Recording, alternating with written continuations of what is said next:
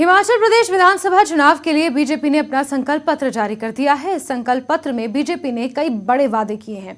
BJP के राष्ट्रीय अध्यक्ष जेपी नड्डा ने शिमला में इस संकल्प पत्र को लॉन्च किया। इस मौके पर सीएम जयराम ठाकुर, प्रदेश पार्टी अध्यक्ष सुरेश कश्यप और केंद्रीय मंत्री अनुराग ठाकुर समेत कई बड़े नेता मौजूद रहे। संकल्प पत्र के 11 मुख्य बिंदुओं में नड्डा ने कहा कि कॉमन सिविल कोड को लागू करने के लिए कमेटी बनाई जाएगी। साथ ही वक्फ बोर्ड की संपत्ति पर अवैध कब्जों की जांच न्यायिक आयोग करेगा। इसके अलावा हम 8 लाख से अधिक रोजगार के अवसर बढ़ाएंगे। साथ ही अगले 5 साल में पीएम ग्रामीण सड़क योजना के तहत सभी गांवों को पक्की सड़क से जोड़ा जाएगा। अगले 10 सालों में धार्मिक स्थानों के आसपास आधारभूत संरचना और परिवहन को विकसित करने के लिए शक्ति योजना लागू होगी। सेब के पैकेजिंग में लगे किसान भाइयों के लिए जीएसटी 12% होगी। अतिरिक्त जीएसटी को राज्य सरकार वहन करेगी। राज्य में 5 नए मेडिकल कॉलेज खोले जाएंगे। स्वास्थ्य इंफ्रास्ट्रक्चर के लिए मोबाइल क्लिनिक वैन्स को दोगुना किया जाएगा। युवाओं के लिए हिम स्टार्टअप योजना के साथ महिला सशक्तिकरण की योजनाओं